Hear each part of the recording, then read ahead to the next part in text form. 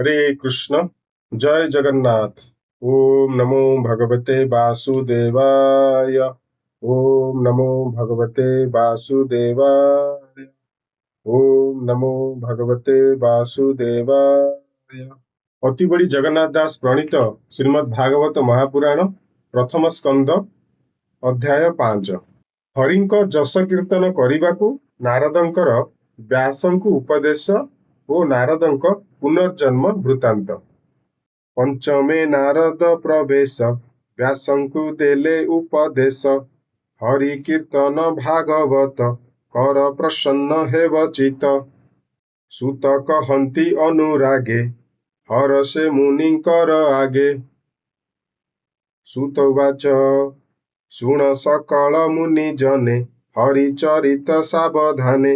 ବ୍ୟାସ ସମୀପେ ଦେବ ଋଷି ସୁଖ ଆସନେ ଦୃଢ଼େ ବସି। କୁଶଳ ବାର୍ତ୍ତା ପୁଛେ ତ ସେ ଯେ ଜାତ ଗୋବିନ୍ଦର ଅଂଶେ। ହରଷେ ବୀଣା କରେ ନେଇ କହନ୍ତି ବ୍ୟାସ ମୁଖ ଚାହିଁ। ନାରଦ ଉବାଚ ହେ ପରାଶର ଋଷି ସୁତ ତୁମ୍ଭେ ସ୍ୱଭାବେ ଭାଗବତ। କିମ୍ପା ଚାଞ୍ଚଲ୍ୟ ତୁମ୍ଭ ମନେ ଦେଖି ଜାଣିଲୁ ଆମ୍ଭେ ଧ୍ୟାନେ। ସକଳ ବେଦ ଶିଷ୍ୟ ଦେଇ ପୁରାଣ ଭାରତ ବିହାଇ। ସଂସାରେ ଇଷ୍ଟ ଧର୍ମ ଯେତେ ସର୍ବସମ୍ପନ୍ନ ତୁମ୍ଭ ଚିତେ। ଭଲେ ଜାଣିଲି ମୁହିଁ ଏକା ତୁମ୍ଭେ ସ୍ୱଭାବେ ପୁଣ୍ୟ ଦେହା। ବେଦ ବିଚାରି ବ୍ରହ୍ମ ଚିନ୍ତି ଚିତ୍ତ ନୋହିଲା ତୁମ୍ଭ ଶାନ୍ତି। ନାରଦ ବାକ୍ୟ ଶୁଣି କର୍ଣ୍ଣେ ବ୍ୟାସ କହନ୍ତି ସାବଧାନେ। ବ୍ୟାସ ଉବାଚ ତୁମ୍ଭେ କହିଲ ମୁନି ଯେତେ ମୋର ଅଭ୍ୟାସ ବହୁ ମତେ। ବେଦ ପୁରାଣ ଅର୍ଥ ଯେତେ ମୁଁ ସର୍ବ ସମ୍ପାଦିଲି ଚିତେ। ତଥାପି ଆତ୍ମା ତୋଷ ନୋହେ ମନ ନ ରହେ ସ୍ଥିର ଦେହେ। ତୁମ୍ଭେ ଯେ ବ୍ରହ୍ମାଙ୍କ ନନ୍ଦନ ଭଲେ ଜାଣିଲ ମୋର ମନ। ଏ ମନ ସ୍ଥିର କରିବାରେ ଗୋବିନ୍ଦ ବିନା କେବା ପାରେ।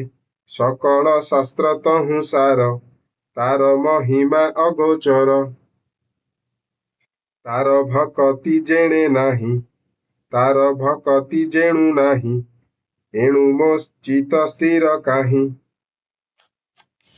ତୁମ୍ଭେ ସକଳ ତତ୍ତ୍ୱ ଜାଣ ବିଷ୍ଣୁ ମହିମା ପରିମାଣ। ସେ ସର୍ବ ଜୀବଙ୍କ ଈଶ୍ୱର ଯାର ମାୟାରେ ଏ ସଂସାର। ସୃଜଇ ପାଳଇ ସଂହରେ ତ୍ରିଗୁଣ ମଧ୍ୟରେ ସେ ବିହରେ। ସେ ମାୟା ତାକୁ ନ ଲାଗଇ ନିତ୍ୟ ସେ ନିଜ ସୁଖେ ଥାଇ। ଏ ତିନି ଲୋକେ ତୁମ୍ଭ ଦେହ ନିରତେ ଭ୍ରମେ ରବି ପ୍ରାୟ। ପ୍ରାଣୀଙ୍କ ବାହ୍ୟ ଅଭ୍ୟନ୍ତରେ ଯେ ସନେ ସମୀର ସଞ୍ଚରେ। ଆତ୍ମା ଯେ ସନେ ସାକ୍ଷୀ ରୂପେ ନିତ୍ୟ ବିହର ନିଜ ସୁଖେ। ପର ଅବର ବ୍ରହ୍ମ ଜଳେ ମୋହର ସ୍ନାନ ସୁନିଶ୍ଚଳେ। ସେ ଜଳ ଶୀତ ଉଷ୍ଣ ଭାବ ନିତ୍ୟ କରଇ ଅନୁଭବ। ତଥାପି ନ୍ୟୁନ ଭାବ ଘୋର ମନ ପ୍ରସନ୍ନ ନୋହେ ମୋର। ତାଙ୍କ ମହିମା ପରିମାଣି ତୁମ୍ଭଙ୍କୁ ଅନ୍ୟ କେବା ଜାଣି। କହ ଆନନ୍ଦେ ମୁନି ବର ଯେମନ୍ତେ ମନ ହବ ସ୍ଥିର। ନାରଦ ଉବାଚ ଓ ମୁନି ସତ୍ୟ ଏ ବଚନ ତେଣୁ ସନ୍ତୋଷ ନୋହେ ମନ। କୃଷ୍ଣ ନିର୍ମଳ ଯଶ ଗୁଣ ଯେଣୁ ନ କଲ ଉଚ୍ଚାରଣ। ଯେ ଧର୍ମେ କୃଷ୍ଣ ତୋଷ ନହି ସେ ଧର୍ମ ନିଉନ ଅଟଇ। ଧର୍ମ ସମ୍ପଦ କାମ ଅର୍ଥେ ଯେତେ କହିଲ ବେଦ ପଥେ। ଯେବେ ଗୋବିନ୍ଦ ଗୁଣ ଗ୍ରାମ ଅଭ୍ୟାସେ ଥାନ୍ତା କିଛି ଶ୍ରମ। ତେବେ କି ମନ ଅସନ୍ତୋଷ କହିବି ଶୁଣ ଉପଦେଶ। ଯେବେ ଜିହ୍ବା ବାକ୍ୟ ଶ୍ରମ ନ କରେ କୃଷ୍ଣ ଗୁଣ ଗାନ। ଯେ ବାଣୀ ଜଗତ ତାରିଣୀ ତା ଛାଡ଼ି ଅନ୍ୟ ଯେବେ ଭଣି। ତାହାକୁ ବୋଲି କାକ ବାଣୀ ଯହିଁରେ ଗୋବିନ୍ଦ ନ ଶୁଣି। ନିଶ୍ଚୟ କାକ ତୀର୍ଥ ସେହି ସେ ଜଳେ କେବା ଅବଗାହି। ପରମ ହଂସ ମୁନି ମେଳେ ଯେ ଥାନ୍ତି ପୁଣ୍ୟ ତୀର୍ଥ କୂଳେ। ଯେ ବାକ୍ୟ କୃଷ୍ଣ ଗୁଣ ଗାଇ ନିଶ୍ଚୟ ପୂର୍ଣ୍ଣ निश्चय पुण्य तीर्थ से वाक्य जन ताप नाशे तीर्थ जे सने पाप ध्वंसे कृष्णर गुण गाथा जेबे प्रबंधे उच्चार भावे पद दूषित जेबे होई से बाणी सर्व पाप दही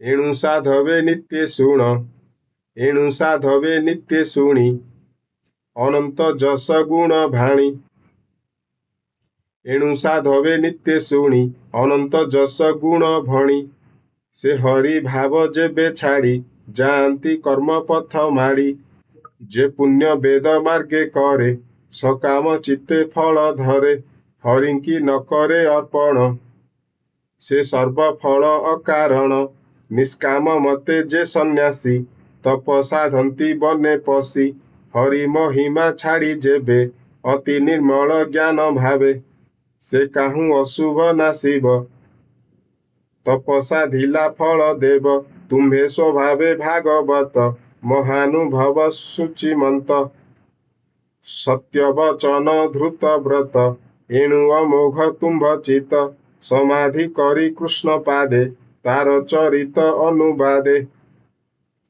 प्रबंध भागवत कर अखिल जनଙ୍କୁ उधर जे पाणी अन्य मार्गे भजे हरि भक्ति दूरे तेजे विष्णु भक्ति लाभ छाड़ी त्रिवर्ग मध्य लोभ बड़ी ताहार सुख लेश काहि समुद्र जेह्ने नाभ थाई जल पवन मेघ बळे कूले न लागी भासे जळे ताहांक गति से ही मत शुण हे पराशर सुत जे तुम्भ धर्म शिक्षा घेती निंदित काम्य कर्म चिंती स्वभावे मूढ़ से ही जन व्यर्थ ताहार जीवन तुम्भ वचने मति भ्रम से ताकू विचारी स्वधर्म साधुंक संगे न बसंती जगते नाही तांक गति पाप आचरी नर लोके अंते से पड़ंती नरके तुम्भे स्वभावे विचक्षण भाव अभाव भले जान अनंत पार विष्णु कथा तुम्भे वर्णने सामरथा निर्वृत्ति प्रवृत्ति ए भावे जेमंते प्राणी निस्तरिबे हरिचरित दीपकर जनंकु अंधारु उधर जे प्राणी निज धर्म तेजी हरिचरण दृढ़े भजी भजु मरई जेबे दुखे केबे हे न पड़े नरके स्वधर्मे जानती जेबा प्राणी हरि भक्ति न प्रमाणी अंते ताहांक गति जेते के अनुमानी पारे चिते एबे हो शुण मुनि बर पंडित जनक व्यवहार कालर बसे पुण पुण ए भव मध्यरे भ्रमण पूर्व अर्जित कर्म बसे दुख सदृश सुख आसे ए धर्म ऊर्ध्वे निपथे प्राणी ये भ्रमंती निरते जे लाभ केही न भजंती से लाभे जार चित्त चिंती से अर्थे जत्न जे करंती संसारे पंडित बोलांती ताहांक मध्य जणे जणे लोभिले से फल धारणे से फल पाई सुखे खाई भ्रमणे श्रम न लागई एणु मुकुंद पाद गते जे प्राणी भजंती निरते मुकुंद पाद तार गति अन्यर प्राय न भ्रमंती कृष्णर पाद पद्म रस निरते करंती जे ग्रास से रस छाड़िबे के मंते रसे रसिक जन जेते ईश्वर हेतु ए संसारु ईश्वर बाहार जेणु उत्पत्ति स्थिति नाश ईश्वरु हुई प्रकाश एणु लीला कु करी अछि प्राणी की नोहिब प्रत्यक्षी ईश्वर जीव ए संसार ए सर्व एक ही प्रकार ए सर्व ब्रह्म भावे जानी वेदरे अछि परिमाणी तुम्भे सर्वज्ञ मुनि बर तथापि कहिली जा सार तुम्भे जे आत्मा रामे रमी अमोघ दर्शी अंतर्जामी परम पुरुषଙ୍କ कला सुमरी गोविंदर लीला संसार विस्तारण अर्थे श्री भागवत कर ग्रंथे स्वभावे जन्म जार नाही माया सयळे देह बही तार चरित धरि चित्ते प्रकाश कर जन हिते एहु जे पुरुषार्थ सार यज्ञ तपस्या वेद सार इष्ट पूजन जप दान जेबे भावई कृष्ण नाम ताहांक फल ए अटई ता बिनु निष्फल हुई पूर्वे निर्मल ऋषि जने तप आचरी घोर बने संसार सार कृष्ण कथा निरते गाई गुण गाथा ए भाव पाइली जे मन्ते कहिबी तुम्भर अग्रते पूर्वे मु दक्ष साप पाई जन्मिली दासी पुत्र होई ब्राह्मण घरे से एकाकी मोहर जननी सेवकी व्यापार करे रात्र दिने एमंते विधिर विधाने से विप्र गृहे वर्षा काले अतिथि ब्राह्मणे मिलिले ताहांकु अन्न जल देई ब्राह्मण कहे भाव बही हे विप्रे शुण मो वचन आज जीवन मोर धन्य तुम्भर दया जेबे मोते मो घरे रुह दिना केते दुर्गम वर्षा मास चारि ए ऋतु मोर घरे सारी हेउ बोइले विप्रजने ब्राह्मण गृहे शुद्ध मने रहिले मनर संतोषे मु सेवा कली तांक पासे बाळुत चंचलता चित छाड़ी मु सेबे अविरत से विप्र गणे मोते चाही आश्वास कले दया बही समदरसी जेणु सर्वे कृपा से कले मोर भावे ताहांक भोजनर अन्ते पत्रे उच्छिष्ट थाई जेते ताहा भुंजई नित्य मुहि अन्य भोजन न जानई उच्छिष्ट भोजन प्रसादे मोहर चितु अप्रमादे सर्वकिल विष बेगे गला ताहांक धर्म उदे हेला विप्रंक मुखु हरि बाणी ताहांक अनुग्रहे शुणी पदकु पद गीत स्वरे से बाणी मोर मनेश्वरे निरते शुणी पदे पदे मन बुड़िला कृष्ण पादे कृष्ण हूँ आन न जानई विषय रस आउ काहू जेणुए सद सत रूप प्राणीक हृदय कल्पित आपणा अज्ञान से अटे केबे हे सत्य से न घटे मुहि देखई बाह्य अन्ते हरिहु नाही के जगते एमंते बरसा सरिला शरद ऋतु प्रकाशिला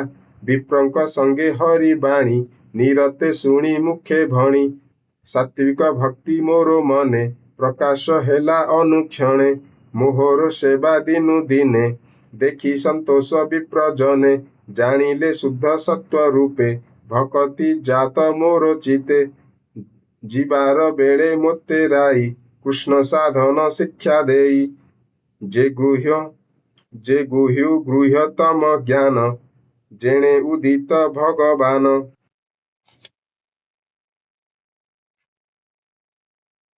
सर्व कहिले मोर कर्णे दिन बच्छल मुनि जने विष्णुर माया अनुभव तेणु जानिली मुहि सर्व जे भाव भावी अप्रमादे प्राणी पशन्ति कृष्ण पादे कृष्ण अर्पित एणु कर्म कले तुटई भव भ्रम आत्मारे ज्ञान प्रकाशई त्रिताप मान क्षय जाई जहा भोजने व्याधि जात तहु के बेहे नोहे शांत मिसिले से अन्य द्रव्य रे तेबे व्याधि को न्यास करे जे कर्म संसार कारण से नोहे ताहार बारण हेले ईश्वरे समर्पण बिना से कर्मर बंधन एणु गोविंद रस तेजी जेबे विषय रसे मजी से काहि तरिब संसारे पड़ई घोर अंधकारे ए भव मध्य देह बही विष्णु तो शणे कर्म करी भक्ति जोगो जात होई ज्ञान अधीन तार होई जेबे सकल कर्म करी विष्णु अर्पण मने धरी विष्णुर जेते गुण ग्राम जगते अछि जेते नाम मुखे उच्चारी मने स्मरी से भक्ति जोगे अधिकारी अरूप ब्रह्म मने स्मरी जे चिते तांको नाम धरी श्री वासुदेव जे प्रद्युम्न जे अनिरुद्ध संकर्षण मंत्र उच्चारी मूर्ति करी पूजा करंती भक्ति भरी से न पड़ंती माया मोहे अन्ते पशन्ति कृष्ण देहे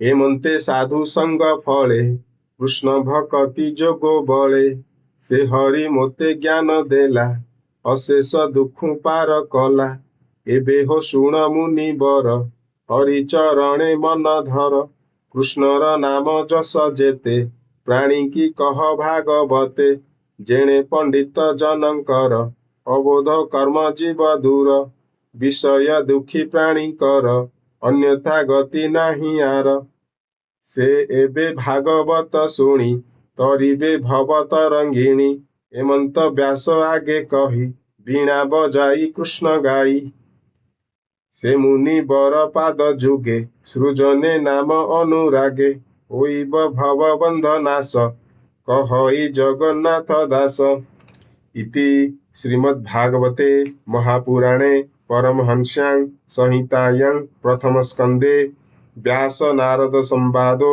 नाम पंचमोऽध्यायः। पंचमोऽध्याय समाप्त। ओम नमो भगवते वासुदेवाय। ग्रंथराज श्रीमद्भागवतम की जय।